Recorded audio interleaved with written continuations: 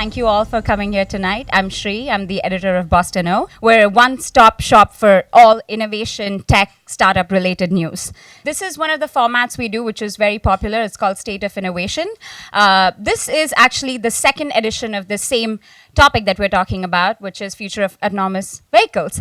We're very happy that ADI has been willing to host us two series in a row. And now I'm going to welcome Dan Liebholz, CTO of Analog Devices, to give welcome remarks, and then we'll get the panel started.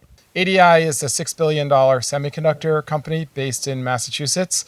We have offices all over the globe, offices out in Santa Clara, Ireland, India, China, and just circling the globe about 30 or 40 locations. And while our focus is in analog semiconductors as a kind of a core market, we've got a lot of really interesting technology that we developed that are sort of on the forefront of autonomous, of healthcare, digitalization of healthcare, industrial 4.0, AR, VR, communications, et cetera. And so the way we structure our business is we've got business segments that focus on kind of the key verticals. And largely what they're doing is trying to figure out how we're going to grow our semiconductor business. And we decided a number of years ago that we needed a special focus around technologies that were more disruptive and maybe outside of our core. And so we started this group called the Analog Garage over in the CIC on the other side of the river, and ultimately grew big enough that we needed some more space. And so we took out some couple floors here. I think we're going to take another one in about a year or so. And so what we focus on here are technologies outside of the pure circuit and semiconductor space. So whether it's advanced sensors, biological sensors, chemical sensors, we also focus on machine learning and AI across a wide variety of domains. And we focus on cloud technologies as well. And the way that this place operates is we encourage innovators and employees from all across ADI to submit ideas. And then we run through a funnel and we select the ideas that we think have some real promise, that could be very disruptive, and that need some kind of nurturing and care and feeding that they wouldn't get inside of our business units because they're too busy focusing on kind of today's challenges. So the innovators come here, and we give them some staff. We have a staff scientist here. We give them some funding, and then we run them through kind of a 1, 2, 3, 4 year process. Each year we review what they do kind of like in a stage gate fashion, and then we up the investments if things are going well, and we recycle them back to their business units when they're completed their projects. And then the big thing that we do is we take completed projects that really have some market opportunity and where the technology is matured, and we send the innovator back with the technology back to their business units to start and grow that business in our inside of our verticals. The other thing we do here is not only bringing in innovators from inside of ADI, but reaching out to the startup community, working with smaller companies. We've got the garage here. We have an outpost in California and also in Bangalore. And what we do when we work with startups is we provide a lot of insight around the markets and our customers using our sales force and our marketing specialists in our verticals, as well as our providing a lot of insight from our in terms of manufacturability. How can you actually make this thing robust and get it into the hands of customers? That's particularly a challenge in anything related to automotive or healthcare. So we provide a lot of resources from our manufacturing division to really help validate some of the ideas that startups are working on. We do provide some funding, and the idea is that we work towards what might be a very successful partnership or potentially an acquisition. So that's what we do, and that's based out of the garage here. And so, it's great to have all of you here in this space. We're really fortunate to have it, that we can host events like this. And with that, I just want to thank you again for joining and turn this over to Gabby. Welcome, everyone. My name is Gabby Zijderveld. I'm Chief Marketing Officer at Affectiva. Affectiva is a company that spun out of MIT 10 years ago. We started the field of emotion AI. What we do is we build software that analyzes the human face and voice to understand people's reactions, expressions, indications of emotion, but also cognitive states, things such as drowsiness and distraction, and you can immediately see how that ties into automotive. We actually got started first in media and advertising, where about 25% of the Fortune Global 500 uses our technology to test the responses of target audiences to their video advertising, and with our emotion data, it allows them to optimize these ads. About 3 years or so ago, we got quite active in the automotive space as pretty much all car manufacturers were approaching us to find out how this emotion AI could be used in next generation vehicles. On the one hand, it's about monitoring drivers for impairment, understanding things such as drowsiness and distraction, because with insight to that, we can all work on improving road safety. But also when you think of next generation mobility, right? Autonomous vehicles, robotaxis of the future, robo-shuttles, ride sharing. It is critically important that we understand what's going on with people in a car. Are they enjoying the experience? And how can we optimize this experience? So today in this panel, we're going to explore a number of things. And just chatting earlier with Sam, you said something really profound. Of course, we'll talk a bit about technology and technology hurdles, critically important. But at the end of the day, when you think about autonomous vehicles, it really is about the people. And I'll give you an opportunity to expand on that a little bit later. But what we want to achieve today is just discuss a bit what the state of the market is. Where are we really at with technology? Where are we at with consumer adoption? What is going to be required from a regulatory perspective? What are really the technical hurdles we're facing? And what is the really interesting innovation that's taking place? Because we have a few companies here today that are doing things in this broader space that might be a bit unexpected, and not everyone might be aware of the possibilities in these areas. So with that being said, we have a lot to cover. I would like the panel to introduce themselves and talk a bit about how this theme ties into their daily work. And Chris, would you like to start, please? Sure. So I'm Chris Jacobs. I'm the Vice President of Autonomous Transportation and Automotive Safety at Analog Devices. Dan gave a great introduction of the Analog Garage. As you know, Analog Devices is a $6 billion a year semiconductor company that works in a variety of different application spaces. One of the most significant ones is automotive. And my job in automotive is to make autonomous driving a reality. So the areas that I particularly focus on is technologies associated with perception and navigation.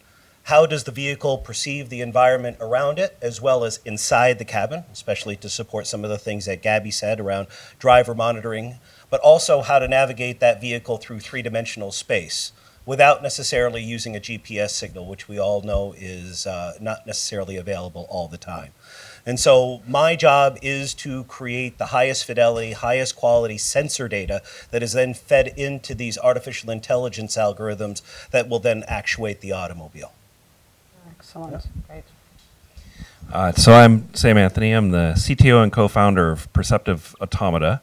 And what we do is we build a module for autonomous vehicles and for next generation driver assist systems that helps them understand people outside the car. So there's kind of a nice parallel with Affectiva. So as humans, when we're driving, when we see a pedestrian on the side of the road, within about 250 milliseconds, we know a ton of things about them. And in particular, we can say, oh, they're waiting for an Uber, or oh, they want to cross in front of my car, or they know that I'm here, so they're not going to just walk out in front of me. Those kinds of insights about state of mind, are incredibly important to the process of driving, are vital for the safe and productive rollout of autonomous vehicles, and that's what the module that we build does. And we use the techniques of human neuroscience and human experimentation to build models that can go in these vehicles and that can look at humans out in the world the way that people do.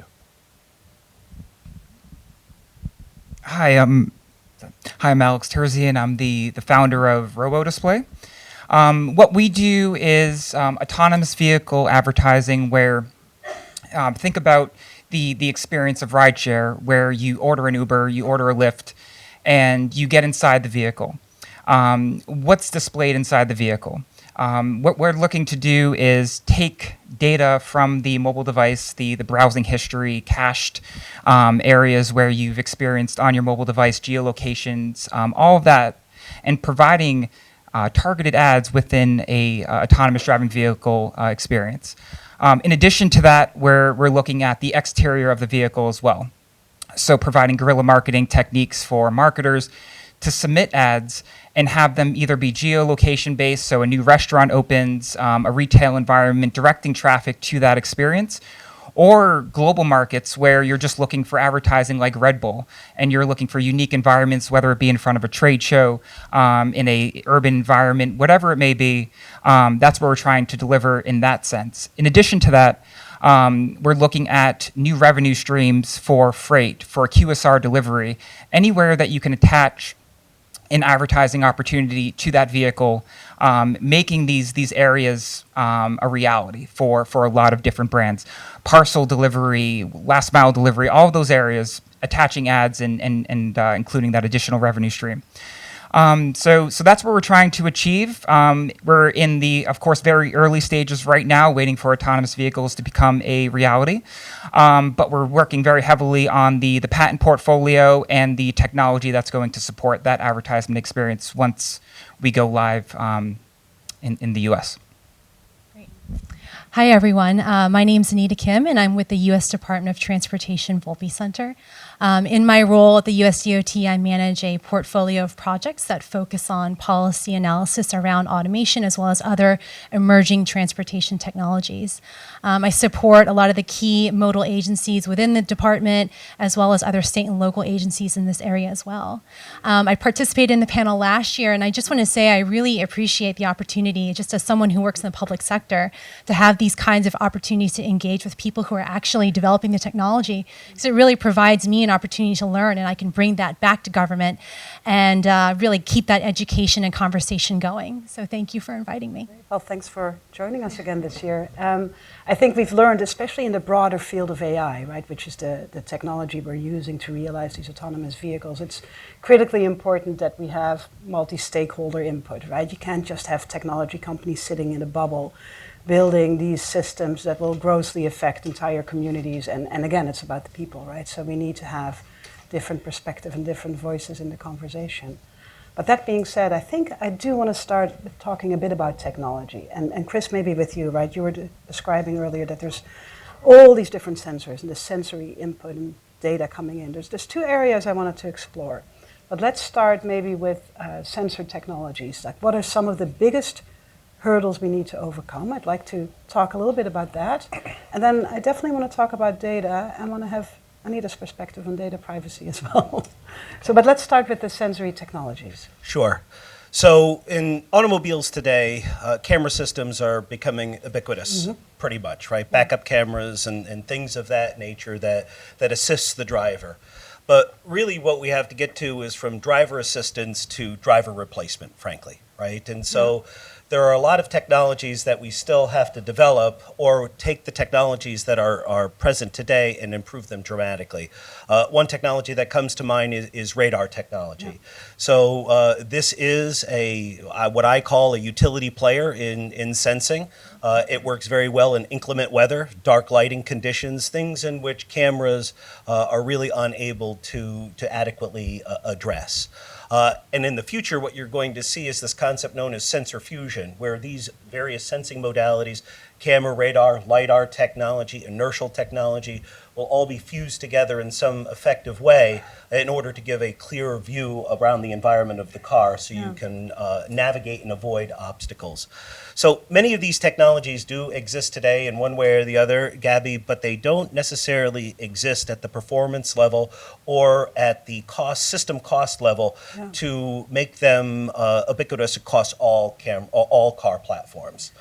So, and I think you hit on an interesting point, right? Because a lot of these technologies do exist, but basically they need to run on embedded systems in automotive environments, adhering to very strict safety standards often, right? So the level of accuracy, I think in general as an industry, we're not there yet. And there's a tremendous amount of work that does need to be done there. But also running these systems on embedded chipsets in a vehicle, as you can imagine, for these car manufacturers, it's also all about cost of goods, right? And putting the price pressure down. So what is your perspective actually on that? And maybe actually hand it over to Sam on some of that, right? Like the challenges of running this on embedded at that low footprint and low cost. Absolutely. So I think that it's fundamentally to the engineering problem, right? So we build systems that are based on machine learning models. If we don't start from day one thinking about these running on the compute that's available in the car that we can get from an embedded system, we're never going to get there. For us, the way that we think about this is that constrains us in terms of the sophistication of the machine learning systems, and so we have to be very, very smart about making sure that those systems ask the right questions. Because if you ask the right question and you start from the right set of data and the right understanding of that data, then all you really need on the network side is you need a learning engine, right? You need something that can pick up patterns in the world. And so the more that you can kind of front load the work of what this question is that you should be answering. So the question is not, is that person going to step into the road in front of me, but how do I evaluate that person in this very human way? The more of that you can load into the training and evaluation process, the more you're able to build a learned engine that can run in very limited compute resources in the vehicle. I think, so that said, I have not yet talked about functional safety, and I have not yet talked about the question of getting functional safety for a neural network running in a vehicle, which I think is something that we as an industry probably need to get going one of these. But I think that if you are smart about how you define the questions, how you define the target of your technology, then you can make architectural decisions that leave you with a product that runs real time faster than real time on the hardware that's in cars. Excellent. And Alex, actually, a quick question for you. With the advertising systems you're building, are these, as of now, mostly extraneous, so they're kind of added onto an autonomous vehicle, or do you also see them eventually integrated into the vehicle, tying into infotainment systems? And who knows, I haven't thought about the use case yet, but maybe there's some functional safety that could potentially tie into that as well. I'm sure there is. I just haven't thought. Absolutely. I mean, when you think about the connected vehicle of today, a lot of the computing systems that are already in the vehicle have a commerce capability inputted in there. I mean, think about what auto manufacturers are doing with Alexa right now with the voice technology and being able to order coffees and then using GPS technology to then direct you to that location to pick up the coffee. So I do see this as being a part of the vehicle from a manufacturing standpoint, being that this is such a new area when you're even just shuttles, right? I mean, autonomous driving shuttles. This is an area that you can just simply add on that commerce capability, that connective capability within the vehicle, and just have that be part of the manufacturing process. Right. Excellent. And Anita, yeah, actually, let's actually go around. So when we think about some of these technology hurdles, especially around sensors, right, and getting on embedded systems and getting to these functional safety standards, from a regulatory perspective, are there certain areas that in your world you're looking at and that you're maybe concerned about, or that you see improvements being made? Sure. I mean, first I'll just start off by saying that, whatever I say here is my own opinion. It's not departmental policy, so please don't tweet anything that says something came out tonight. It didn't. Well, I mean, I would say in terms of the broad regulatory environment and what's been looked at, I mean, a lot of that has actually progressed over the last couple of years. So the main issue about the fact that some of the existing vehicle safety standards that were developed, I mean, they were developed many years ago with the human driver in mind, right? And so there needs to be sort of this initial look at what exists today to make sure that they don't present any kind of unnecessary barriers as you think about taking that human out of the driver's seat. So that is something that, we've been looking into, and, there's a lot of research and work that needs to be done there. But other two issues that have sort of been propping up on our radar, I think, lately is one, and we kind of talked a little bit about this, is this is not really from a regulatory perspective, but from a broader policy perspective, kind of the law enforcement community, how do you engage first responders, and making sure that when you have, the first responders out on the road and they come upon a scene that involves even a prototype AV and there's an incident, how do you make sure that you keep those public safety, responders safe and that they know what to do in those types of instances? So, I think there really needs to be an understanding that, there are these sort of broader, big policy issues that are happening at the federal level, and the national level, but there are also these very sort of real policy issues that need to be looked at when you think about state and local agencies and those public agencies that are responsible and have the oversight of the safety and the operations of the vehicles on the road, and what are the issues that those local guys are facing as these technologies are being tested now. Yeah, and I think especially the issue of, for example, considering law enforcement and how that interacts, I think is a fascinating problem. And I'm also wondering for any of you in that space, maybe Sam or Chris, have you guys considered that or have a point of view on what that interaction is? Absolutely. When you think about what we're doing, we're looking at people out in the road and trying to understand what they intend, what they know when it comes to the vehicle. And one of the things you don't want to do, and this comes up a lot, if there's a police officer out there waving cars along, you got to know how to deal with that. You can't have your AV just sit there and freeze, because then that, I think it's a little bit, it's not the emergency situation with a first responder, right? But insofar as the public safety job of police officers working on the road is to keep traffic moving and keep traffic safe. If you can't interact in that social world, your vehicle doesn't work. Like, it doesn't work in the environment that's been provided to it. So certainly that's something we think about a lot, and that's something we think about a lot in our evaluation is how do our systems enable that, and how do our systems kind of let these vehicles, play well as not just strictly law abiding, but kind of comprehensively law understanding, at least on some level, systems. So it's an interesting challenge, right? Because it's understanding law on a certain level, but it's also understanding the human or the cues that a police officer might give out, right? And we as human drivers have gotten quite adept, for the most part, at reading that, right? And you can tell when maybe someone is, a police officer might be agitated, or they want you to move on or stop because you cannot move. But training an autonomous vehicle to understand that is hugely difficult. And I do think, Gabby, and Sam said it, this concept of intent is a very important piece of what we're talking about here, right? So, Sam's building AI systems, right? And he needs to have some level of input into these systems that allows him to adequately implement his algorithms. Yeah. The things that we do is that we try to imbue information further at the edge, right? What does that mean? That if I can assess or provide an assessment of the scene intent earlier in the signal chain, that allows more time for the vehicle to take some kind of action to avoid the situation. Also, today, you see many of the sensors, they don't have the quality needed to even assess that intent, right? So we all have blind spot detection systems in new cars today. That is just an object detection. There's something there or there's something not. There's no comprehension if that's a person, a guardrail, a bicycle. And at the end of the day, how the car reacts to that object is fundamentally different depending on what that object is. Yeah. So if we can basically understand the intent of that scene more quickly to allow the algorithms to have a higher quality result more quickly, that's a win. Yeah, and I like how you framed it as intent, right? Because we identified earlier it's about the humans, right, and intent. And certainly also in our world, analyzing what's going on with the people in the vehicle, intent is hugely important.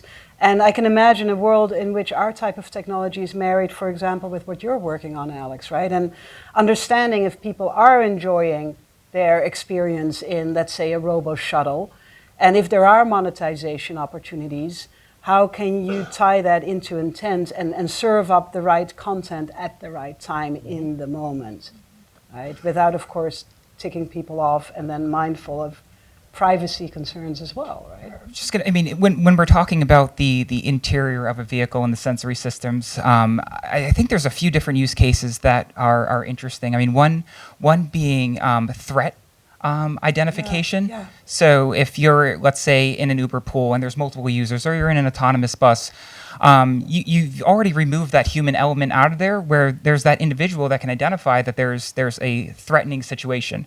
Another, gross but true statement: you're an autonomous vehicle, and of course, motion sickness is an area of concern.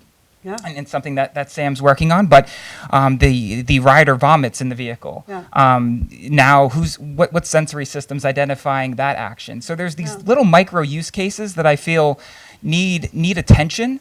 Where a lot of companies are focusing on the very big picture of just making the autonomous vehicle work.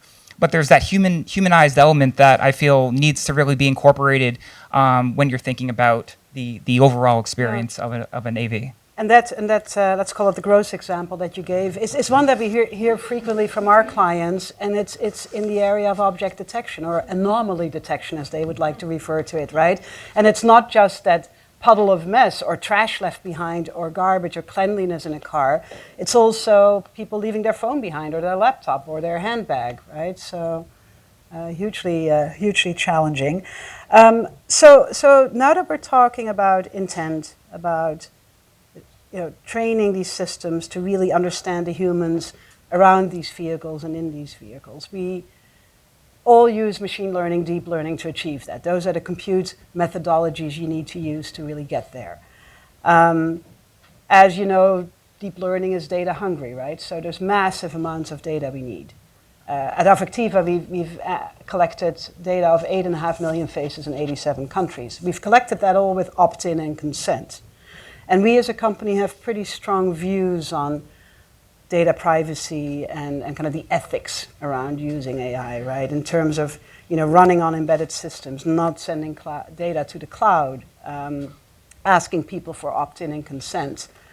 But it is challenging, because can you really adhere to these principles in a future of mobility where it is critical that we know everything about people, interacting with the vehicles on the outside and interacting with the vehicles on the inside? So I'd love to have everyone kind of comment on what your point of view is on data privacy and where we stand today with that, what you guys specifically are doing. And of course, Anita, I'd love your perspective on that too. So I think there's a couple places where it's incredibly challenging, right? So I think that for us, in terms of the inference platform that we're building, we similarly have very strong views that we want to run this at the edge. We are not in the business of collecting personally identifiable information about people. Yeah.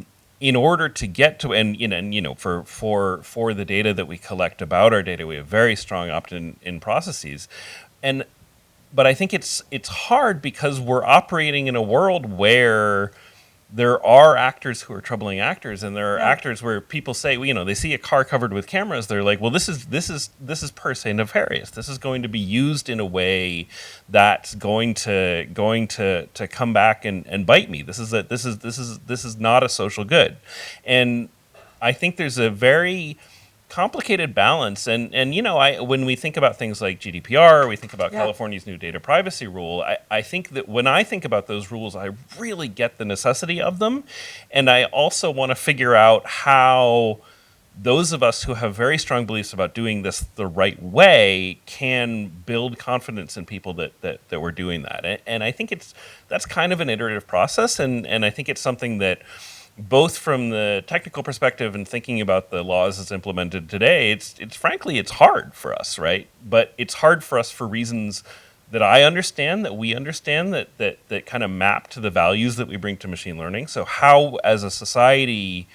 we can build, first of all, the public trust that these things are being done the right way, and also have the ability to see the technical advances that you get from things like computer vision. I think it's a very interesting balancing act, and I think it's something where we're very much in the early days of it. Yeah, no, I agree. It's early days, and I think also a challenge that you guys are going to run into, and that we certainly have run into, is that building a new technology category like we have, and you guys are doing, right? You could take a very firm stance on this is what we think is the ethical approach to data, or the ethical deployment of our technology. But as you are the innovators in the space and building it up, other players will come in. And maybe in other countries, like for example China, where maybe they're a bit more lax about those type of rules. And how do you then maintain a competitive edge too, right? It's hugely challenging. I think that's right. I mean, and I think that's one of the places where it's, you know, it's really important that we're talking to each other, right? That the regulatory bodies, the industry bodies, the rulemaking groups, and the innovators are all really open with each other, right? And are all really transparent about well, this is what we think we need, this is what we can let go of, this is the way a bad actor could operate, and just trying to all be pulling for the same thing there is, I think, the only way that we're going to avoid a backlash that makes some of these incredibly positive innovations very, very hard to implement. Yeah, and it's also, I think, then the onus is on us as technology developers to think about what we like to describe the unintended consequences of our technologies, right? We can all talk about the scenarios where autonomous vehicles and the opportunities it offers us can do tremendous good to us. Like, don't we all want our elderly parents to be able to be shuttled around and not have to drive themselves, or not have to be whatever, you know, the proverbial soccer mom and have your kids being shuttled around? You know, there's plenty of good examples, you know, beyond those inane ones I just mentioned. But I think the onus is also on us to think through the unintended consequences of these new technologies we're building, right? So, Gabby, I'd like to make 2 points here. Yeah. So, you know, I think that, as Sam mentioned, you know, camera technology can be used in this fashion where you can basically have some kind of personal identifiable image data. But there's other ways to skin this cat, right? Whether we look at things like time of flight or scanning LiDAR systems or radar technology, there is huge improvements being made in these areas. And we talked about intent, we talked about driver monitoring systems, things of that nature. A lot of those technologies can get around basically providing, you know, it provides anonymity in terms of the people that are in the car, because they don't necessarily have the same, you know, visual resolution in this whole thing. But I would also like to kind of shout out what Alex is doing here. If there is a convenience factor associated with getting into an autonomous vehicle, being identified with who you are, where you can pay automatically and you can have content served up in a, you know, in a customized way, you know, we have seen these technologies come into our lives in other frameworks in which we have been able to, as Sam said, thread that needle in terms of data privacy. And again, it's not an easy challenge, but at the end of the day, if there is a societal impact associated with this, whether it's safety or making your life more comfortable and convenient, that goes a long way to kind of pushing us in that direction. No, absolutely. I couldn't agree with you more on that. And actually, as you were pointing earlier to Alex, I did have a thought on this theme of kind of data privacy. Then I'd like to have Anita chime in. Some of us might think it's scary. Others, like myself, actually, I really truly subscribe to the monetization opportunities that will exist when we're all captive audiences in an entertainment hub, if you will, right? But I, for one, too, as a consumer, am hugely concerned about my data and what are you doing with my data and how are you making money off of my data. And at the end of the day, I will only be okay with it if I perceive to derive value from it, right? So from your perspective, these monetization opportunities you guys are exploring with your systems, how do you articulate that value prop to the end user and balance that with kind of the data privacy concerns? That's a great question. So, I mean, I envision that advertising models will create a freemium model for the consumer. So that's the value proposition for entering into a autonomous driving vehicle where you're being branded, where you're being commercialized in that sense. I mean, from there, I think, you know, as far as privacy is concerned and just being very clear in the privacy policy and the terms and conditions, being that a lot of these experiences are going to start with the mobile device. Yeah. If we're talking about an autonomous vehicle where you're entering in as a off-the-street consumer, I think just being very clear, initiating a public service announcement as the user arrives on the autonomous driving vehicle before it takes off, if you're in a shuttle environment or something along those lines. When you're talking about the general public, on the street and seeing these advertisement displays, you're really anonymized, right? So there's really no privacy that's intended. There's no identification that's being absorbed when there's an exterior advertisement that's being displayed to you. So that's my view on that. Yep. Yeah, and maybe it gets a bit different when we start marrying our tech with yours, right? And we can understand what people like and not like and how they react to something and then adapt in the moment to Absolutely. that, right? Then we tread maybe in a different arena, but an interesting one to explore nonetheless.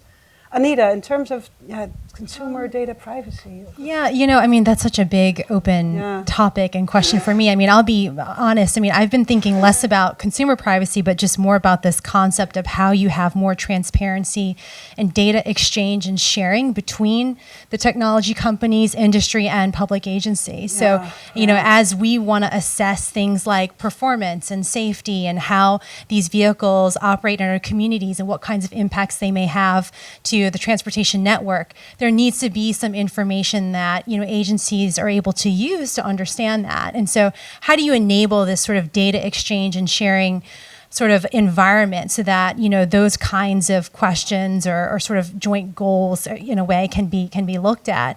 And one thing that we always struggle with and need to balance this with is that the fact that we understand that technology companies are racing to advance their technology and they don't want to share a lot of proprietary information.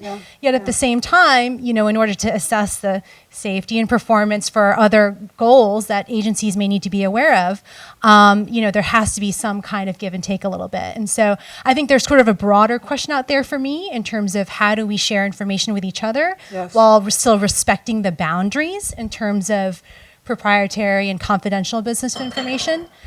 So that's the kind of issues that I've been thinking about. Yeah, I think it's a really hugely important topic, right? Because there is the need for kind of proprietary and competitive edge and all that, but we're not going to advance the industry, we're not going to solve these really challenging problems unless we share best practices and even maybe share technology insights or data, right? Like, why can we not come together and have some type of data consortium where companies intersect so we make sure that we have the right data and training these systems with the right data and validating these systems.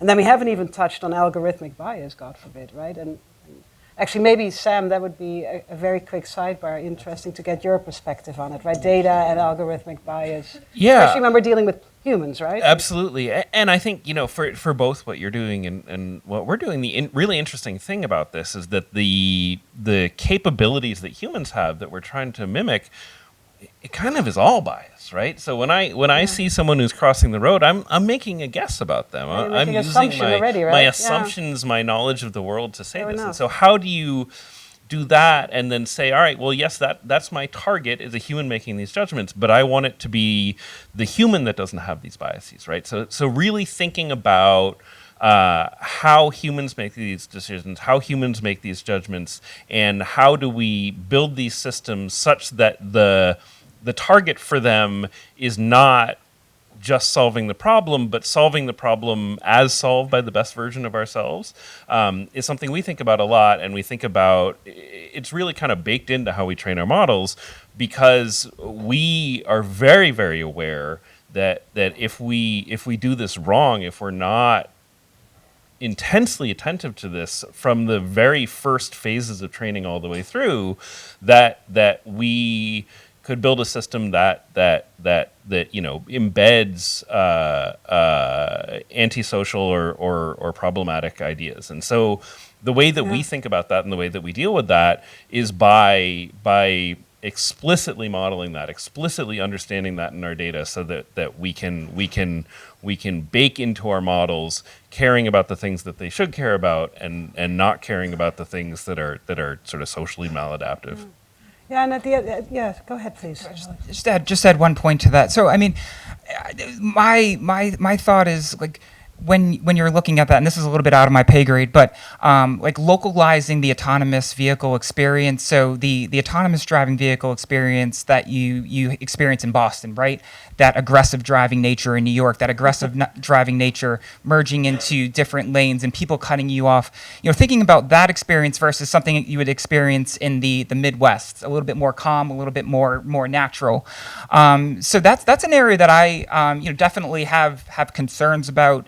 Where you're looking at it more like natural language processing, where you have an AI system where there's different dialects, there's different ways of making a statement, and you have that artificial intelligence absorbing that and making decisions with machine learning. So with autonomous vehicles, that experience within an urban environment and different locations, even if you're in the Middle East, where there's no lines, like taking that experience and localizing it, I think that's an area that definitely needs a lot of attention with the community. Yeah, I couldn't agree more. And just I think in general, because we do live in a global marketplace and we're building these technologies globally, I think also for most of our companies, yours included, Alex, I think it's not just about making sure that we're building these ethical AI systems, right? And that they work accurately regardless of what people look like. It's also table stakes, right? We analyze human faces and voice. If we don't analyze all humans regardless of age, gender, ethnicity, or whether or not they have a beard, wear glasses, wear a hijab, or in Japan they wear a face mask, if we can't train our algorithms for that, then we're just building a crappy product. Right? It's table stakes for building good technology, but it also is hugely difficult because how do you even get that data, right? And how do you, it's very time consuming and costly. Well, actually, yeah, so how do you guys get your data? Tiring topic. It's a lot of work. It's a Yeah. lot of effort. I mean, I think for us, where our technology comes from is research projects that are really about that. Like, so how do you use the techniques of behavioral science, of cognitive neuroscience, of human visual psychophysics to deeply and fairly elaborately characterize how people look at the world. And that's really, it's hard, and it takes a lot of time and money and infrastructure and craft. But fundamentally, that's where the power of what we're doing comes from, right? So the fact that's most of what our business thinks about, it's okay, like, because that's what we're doing. That's where the value comes in. But I think there is an enormous amount of sophistication required to say, all right, well, wait a minute. So if this is going to be running in Japan, or if this is going to be running on the west coast of the U.S. versus the east coast of the U.S., what are the levers that make these kinds of judgments different in those places? Because they are different in important ways. Also there's this sort of fundamental commonality where we're all humans, and you look at humans and there's a general social framework, but then there are also very important differences, and so cultural norms that influence a lot exactly. of that. And so how do you model that? How do you capture that from the people that are looking for your data? And while you're doing that, do you do all of that in an ethical opt-in way where you're making sure that this data that you're collecting is unbiased, is representative, and is something that is freely given. Yeah, and not just representative for the people that will be using it, but also for the specific use cases, right? So all these variables coming in makes it hugely difficult to collect that data. So a quick segue to another topic that I think is hugely important, and maybe Chris, start with you. At the end of the day, whether or not we will see these vehicles on the road and being used, aside from the technology innovation we agree still needs to take place, it's all about consumer adoption, right? And people's perception of these technologies. So in your mind, Chris, what are some of the biggest hurdles we're facing right now in terms of really getting that consumer adoption, and for consumers to also maybe change their perceptions that are quite negative, generally speaking? Right. And I was talking to the guys before that, I looked at some recent polls from Pew Research and Gallup where They said in some instances 70% of all adult internet users basically do not want to ride in a fully autonomous vehicle. So that to me shows that there's a huge hurdle that we have to overcome in terms of convincing the public to trust in what we're doing, in this space. So I think you're going to see us chip away at this over the next few years. Personally owned vehicles, we've been talking a lot about robotaxis and things of that nature, but let's not forget that many of us own a car, and personally owned vehicles are going to be a platform that a lot of this technology is going to find its way into over the next decade. And so today, yes, we have backup cameras, we have different assistive technologies, but soon we're going to see things like automatic emergency braking, automatic emergency steering, where not only does the car brake, but it also has to steer out of the way. Concepts like valet parking, where you can pull up into a car park and basically the car will park itself. So those are settings that are more benign. They're more limited to some extent. And show value to the consumer. And they show value to the end they work. consumer, right? And which they do, right? I mean, and as Anita pointed out, table stakes is safety in this whole thing.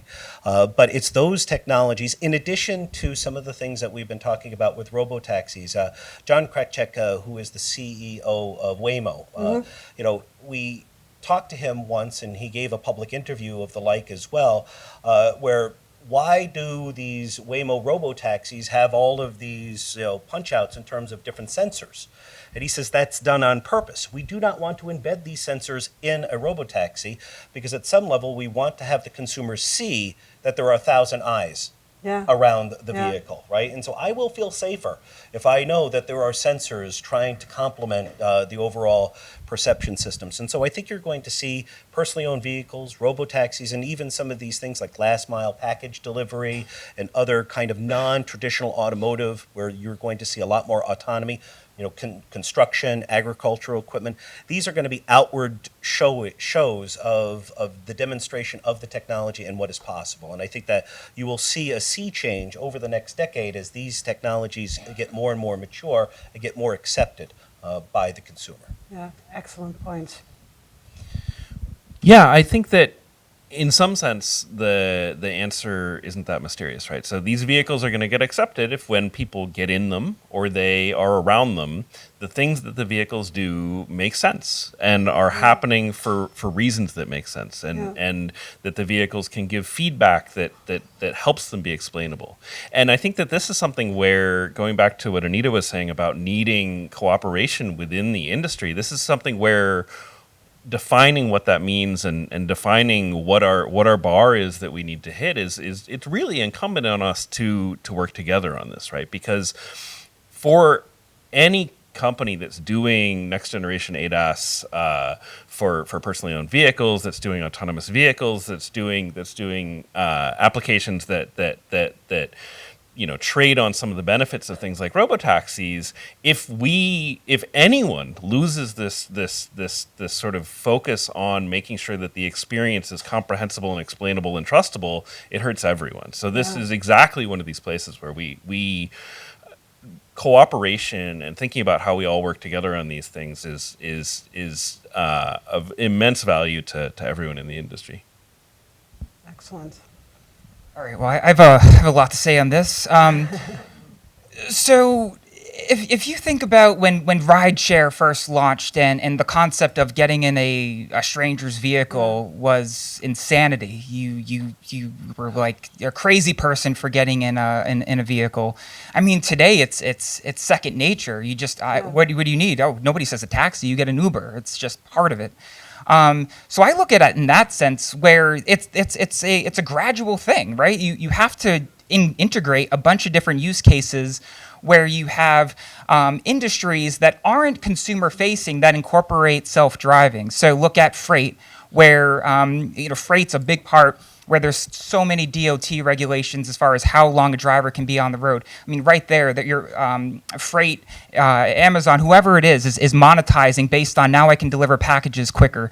If you look at even just simple as platooning, that's another area. Self-driving has a huge impact on that QSR delivery areas, like I said earlier, last mile delivery, all these key areas that consumers will see in the news, they'll interact with. All the goofy stuff that you see on the news with people doing buzz things with big brands saying I'm doing autonomous produce, like all these things that you have. I'm sorry if that's somebody's business here, but if you take all those areas and you add them up and it's in a public facing environment, I mean, gradually consumers will start to trust the self-driving experience because they'll see it in their everyday life, and just getting in one will just be as when you first got into your first Uber, and today, in present day, how you look at Uber. So that's high level how I view it. Yeah, you show value and you show safety, and that builds trust. Yeah, excellent. I think one of the most important things about consumer adoption is consumer education. And I really can't stress that enough. Education is so important. Last year, one of the things that I had to do for one of my projects is to go to, 7, 8 different cities across the country, have these big dialogues and workshops with 200-300 person workshops to talk to them about what automation is. And you will be amazed that there's still a lot of confusion around what is automated technology, what's the difference between partially automated ADAS systems that are actually commercially available on the vehicles today versus what is sort of a more fully automated technology that is still in testing mode. And so the fact that there's all this confusion out there among not just the public, but also some of the public agencies who are responsible for needing to understand these things for their sort of oversight in their role, I think the education piece is going to be really important. The one other thing I want to say, and that I think is a really big risk in this area, is that there are some examples that we've seen where consumers are misusing partially automated technologies. So they're getting in their current vehicle that is not fully automated, and then they decide to take their attention elsewhere. So, for example, fall asleep. I actually saw a video of that a few weeks ago. On the mass bike, right? On the mass bike. Someone was completely asleep at the wheel. Yeah. And that is not how the technology was intended to be used. And so that is actually a safety problem, right? And so if you have folks who are misusing that partially automated technology and then something unfortunately happens, that I think could have implications for how people and consumers perceive fully automation, because they don't always see the distinction between the two. They conflate the two and they say, oh, well, that's self-driving and something happened and I don't trust it. And so I really think it's important that we educate folks on the different capabilities, what's available now, what's available potentially in the future, and how do you actually, safely use these systems. I think that's a hugely important topic. And I honestly, just being a technology provider, our company is a technology provider, I think we as a tech industry have a huge responsibility in this education. And let me give you a weird example that fascinated us at work. One of my coworkers went out to buy a new vehicle, a luxury brand SUV, like a big name that we trust. And there's a camera in that car. And of course, she notices that there's a camera in this car. So she asked the dealer, like, hey, that's an optical sensor. It's a camera. What is it for? No clue. They couldn't tell her. So what is this camera doing? What is it for? Why is it pointed at me, and is it recording my data? Who is seeing this data? Where is this data being stored? Are you sending it to the cloud? And what happens if I put a sticky over that camera? Like, it is beyond me that could not be explained. But can you expect maybe a dealer or a salesperson at a dealer to actually have that level of depth and knowledge, right? So that's a huge challenge. And I think also there's a lot of, and I can say that as a marketeer, there's a lot of marketing fluff out there. It's insanity, right? We see these people supposedly in self-driving cars because maybe they have read some marketing hype and think that that's feasible, or they like to game the system, which maybe is stupidity. So there is a huge need, I think, for us to provide clarity and transparency on how these systems actually work and what you can and cannot do. And I think we as an industry aren't there yet. 5 minutes. I actually would like to end on a quick lightning round, because when we were doing a prep call yesterday, we came up on that. I have a few questions, and we're going to go down and just very short 1 sentence, 2 sentence answers. Chris, what excites you about autonomous vehicles and what scares you? One example for each. So what excites me is the fact that what we are doing can save lives, and it is such a difficult technical challenge. So as an engineer, I love the fact that I get to work on a very difficult technical challenge that has such a huge societal impact. What scares me? Well, I guess I never really thought about that. But, overall, I think that some of the concepts that we discussed here today in terms of the concept of identity and data privacy, because that runs hand in hand with kind of autonomy and a lot of the things that we're talking about here. I think we're just taking those first steps in that direction. And, right now there's things like you talked about, how do we share data, amongst the key stakeholders. Those frameworks don't necessarily exist today. Yeah. And so that, I think, is really going to hamper our ability to move quickly. So that scares me a little bit, because I think that we have to have forums such as this and even more formal formats where we can exchange learnings and data. Excellent. Sam? What excites me, if these work right, if we solve this really hard engineering challenge right, then we could have cities and towns that are more human, that are more usable, that are accessible to more of our population.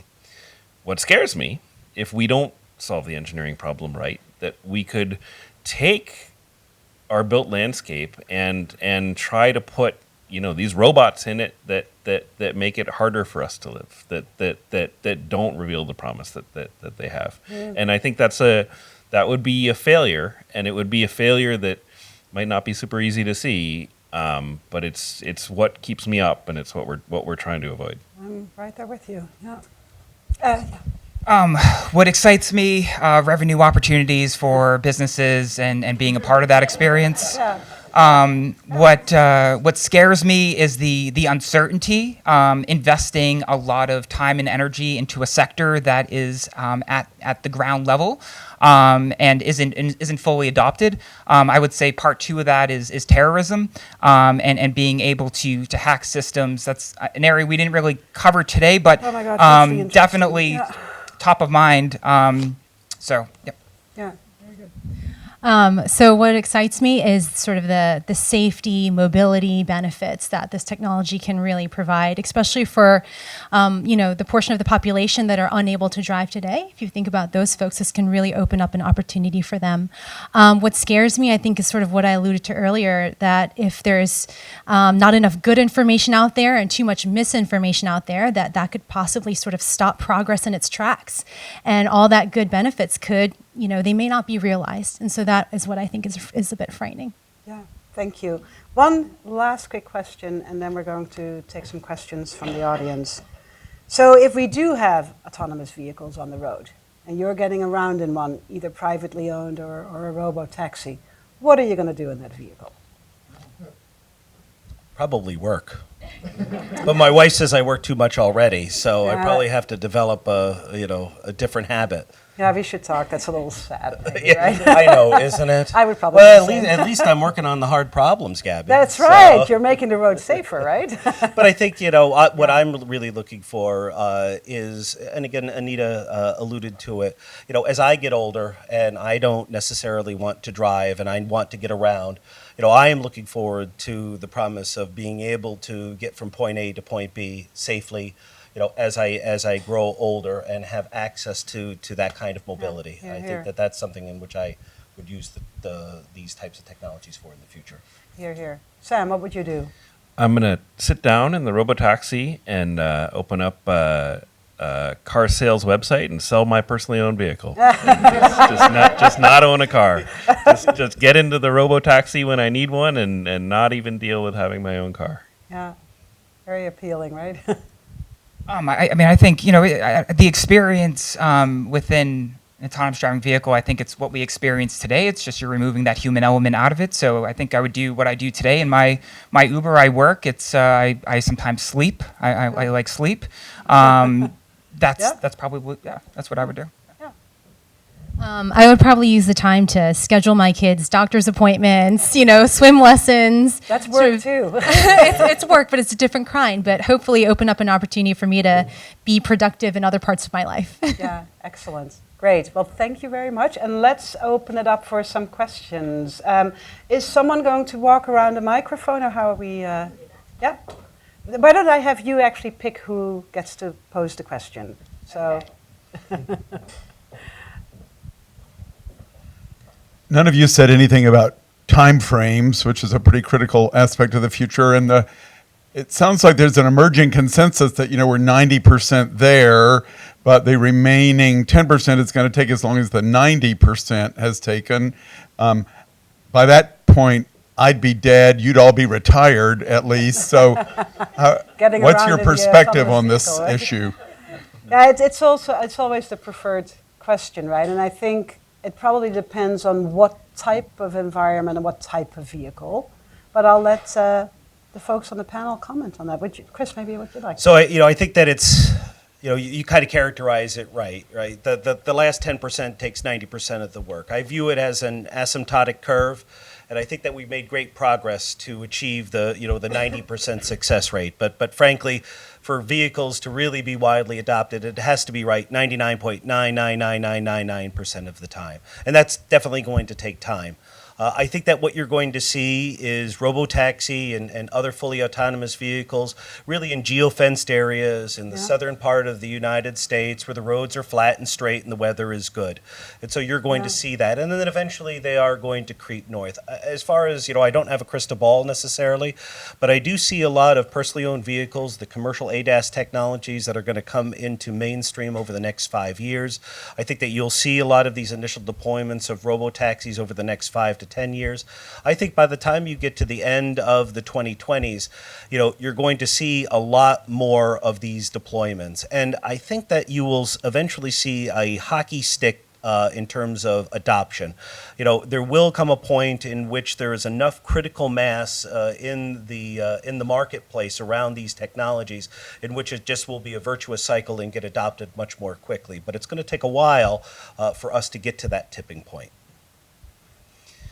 So in AI, over the sort of first couple decades of AI, people would kind of constantly say, well, we've made no progress towards AI. And I think what was really happening is that things that previously got considered AI would become possible and then would get redefined away. And Chris talked earlier about advanced driver assist and personally owned vehicles. And I think that's really what we're going to see is that the way that these are going to get rolled out is going to be incremental. And it's going to be incremental in a way where capabilities that seem, as far in the future as every vehicle being full level 5 right now become commonplace. So, if you think about something like adaptive cruise control plus auto steer plus auto lane change, that's a remarkably capable system. If you think about something like a low speed shuttle on a college campus that's fully autonomous, that's a remarkably powerful system. And I think that those will become commonplace and by the time we're sort of thinking about, and those will be rolled out and everyone will be used to them and people will be like, well, we're no closer to full self-driving cars. When in fact, massive parts of this technology will be around us in the near future. And since we were asked about a time frame, let's use that college campus example, right? What do you think? I thought I was pretty neatly evading that question. I know, and I knew you were going to do it too, so that's why I called you out. I think autonomous shuttles in college campuses or something like full self-driving capability that's deployed in emergency situations, that's like a 5-year time frame, right? Like that's the pretty near future. Thank you. Shall we take another question? Yeah? Hi. Hi. So I'm younger. I'm 22, and just bringing in kind of a millennial perspective, I'm growing up, my siblings who are younger than me are growing up kind of seeing this technology online on Instagram, and what kind of comes to mind is, I don't think, it's easier for them to trust it when they're seeing people using it. So my question is, how do you think, getting your driver's license is going to change with autonomous vehicles? How do you think that kind of regularization of who is on the road is going to change when you don't need as many of the hard skills as you might need in a regular car? Great question. Would you like to? I mean, I think you're already seeing it right now with people, hitting the age of 16. I know when I hit 16, it was like rushing right to the DMV and getting that learner's permit. I've seen studies that have come out that less and less of young teens are getting their driver's license just because it's something that's not needed, especially in urban environments where you have all these different alternative transportation opportunities and vehicles are just not part of the equation. Personal vehicles are not part of the equation. So I think that it's already happening, and it's just going to continue to grow where the vehicle, the ownership of a vehicle, the ownership of a license isn't something that's really that top of mind to young kids that have that ability to get one. And actually, an interesting point on that, right? So we should also look at other parts of the world. I grew up in the Netherlands, and 40 years ago, the majority of people my age in their teens or 20s were not getting their driver's licenses because public transportation was stellar and you get around on your bike. You don't need a car. Seriously, my sister-in-law who lives in the Netherlands, a PhD biochemist, does not have a driver's license. So it's different in other parts of the world. Yeah, I mean, to the point about how to sort of when you get your driver's license and sort of the aptitude and skills that you need, how does that change, if at all? And I think, I mean, for me, is as long as you're going to be having to drive at some point. So say you're an ADAS system or you're in a level 3 system and the vehicle is going along, but when it encounters a scenario that it can't handle, it kicks back over control to you, kind of like the way commercial pilots they kind of go in and out of different automated systems to manual mode.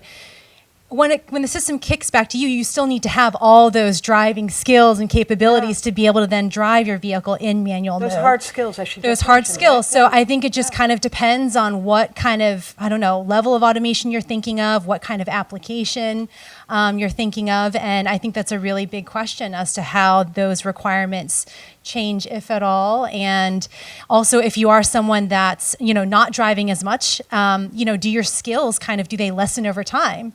So then when it does kick back over to you, you're even less prepared than you would be because you're just not used to driving as much anymore.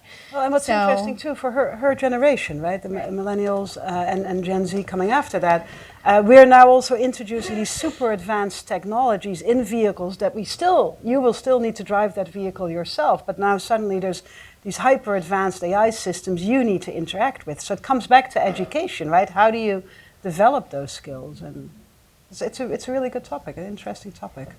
Shall we take another question? Yeah. Hi, thank you for all the insight. Are there any efforts to standardize some of the kind of functional safety aspects of the artificial intelligence? It seems to me that most companies have these very secret, very proprietary data sets that they train their models with, and there's no kind of, at least from a consumer standpoint, a way of telling whether your system is better than the other. Good question. Anyone care to go first? So I think that there definitely is. I think it's being driven not always by the players you'd expect. Like I would say that companies that have more experience selling out into regulated environments, and I would certainly imagine Analog Devices is one of those companies. Also, the OEMs really have a grasp on this being something that you need to nail. Right, the technology problems are you got to get there, but then if you can't build something that fits into a functional safety framework, if you can't define safety in a way that works coherently with these new systems, that they're not going to be automotive grade components. So I think there's enormous amount of work from standards bodies, both in the US and internationally. I think there's an enormous amount of work in terms of kind of how you take these regulations that are oftentimes regulations that were developed before you sort of thought of cars as computational systems and how to make them work. But I also think it's very much a work in progress. So I don't think it's something that, it makes sense to me that it's something that hasn't percolated out to consumers, but I will tell you from the inside that it's something that we think very, very deeply about, and it's something that, to their credit, our customers care very, very much about when we talk about what we can sell them. Yeah, I second that. In our work with the car manufacturers and their technology supplier ecosystem, we absolutely see that. And yeah, anyway, Chris, any perspective on that too? And I'd like to get Anita's perspective on this as well. I think that, we talked about AI systems, but I think just over the next 5 years, when you talk about technologies that are going to be in cars, personally owned vehicles, where we move from just these kind of detection systems where you're actuating the car, automatic emergency braking. If I buy a car that has AEB in it and it operates a certain way, and then I go to California and I get in my rental car and it has that functionality in it, does it operate in the same way? And I think that that's going to be an interesting challenge as more sophistication gets into these automobiles and they have to actuate the car. It has to do it in a way that is consistent across the board. And maybe Anita can speak a little, because I'm very interested to see how she views that. I mean, I guess what I would say is that it's a very important question. Functional safety, safety assurance, what is the right framework? What are the best practices? What are the standards? I mean, I was going to say, I'm going to give you a wholly unsatisfying answer here because I don't think I don't think there is the answer. And I think there needs to be more work and interaction with industry and technology companies to understand, what are the right sort of standards and practices that we should be using to assess these things. And it's a very hard question and a big challenge and something that needs to be definitely looked at. Yes, so this has been a fantastic panel and a great moderator. Thank you all. I'm wondering, Anita, do you have anything as a sage voice that you want to tell these innovators and these great entrepreneurial folks that you want to make sure, please do these things as you're working on this stuff? I mean, I would... Well, I mean, besides, making money and increasing revenue and all those things that companies are supposed to be doing, no, I'm just kidding. I mean, I think the most important thing is to just continue to engage in the dialogue with folks in public agencies, government, even the state and local agencies, just sort of the regulatory bodies. Because the more that we keep the conversation open, and we can learn from each other, I think that's really the way to make progress.